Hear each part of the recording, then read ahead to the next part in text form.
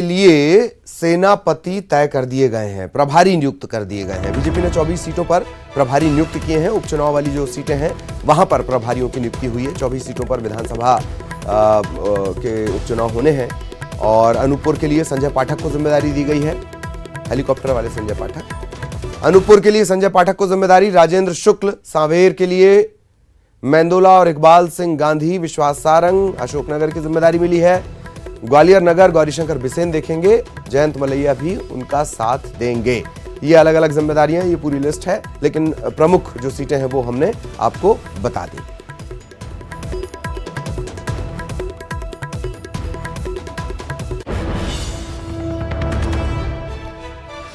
तो बीजेपी ने 24 सीटों पर प्रभारी नियुक्त कर दिए हैं। अलग अलग जिम्मेदारी दे दी गई है ताकि कहीं कोई कमी ना रह जाए। जिन सीटों पर ज्यादा माथापच्ची है वहां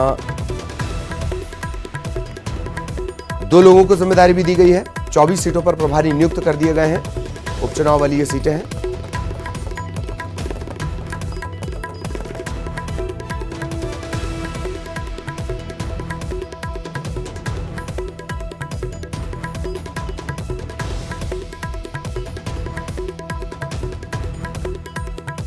उपचुनाव के लिए प्रभारी नियुक्त कर दिए गए हैं। ये नाम भी हम आपको बता रहे हैं। ये वो पूरी लिस्ट है जो भाजपा की तरफ से जारी की गई है। 24 सीटों पर उपचुनाव होने हैं और इसके लिए जिम्मेदारियां दे दी गई हैं। अनूपपुर की जिम्मेदारी संजय पाठक को दी गई है। राजेंद्र शुक्ल पूर्व मंत्री रहे हैं, रीवा के कद्दावर नेता हैं। सांवेर के लिए मेंदोला को जिम्मेदारी दी गई है।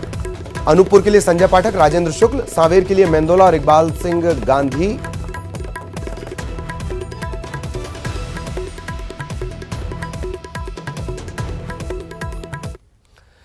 कुर्सी की बात हो गई, अब कर्ज की बात करेंगे। शिवराज सरकार ने 500 करोड़ का कर्ज लिया है भारतीय रिजर्व बैंक से। सरकार ने यह कर्ज लिया है। साल 2020 में सरकार ने 10 बार कर्ज लिया है। 10 बार में 8,500 करोड़ का कर्ज सरकार ले चुकी है। कर्ज लेने की सीमा 3 से 5% कर दी गई है। सरकार इस साल 45% तक कर्ज ले सकती है। पहले ये जो सीमा थी, ये तकरीबन जो लिमिट थी वो तकरीबन 26,000 करोड़ की थी।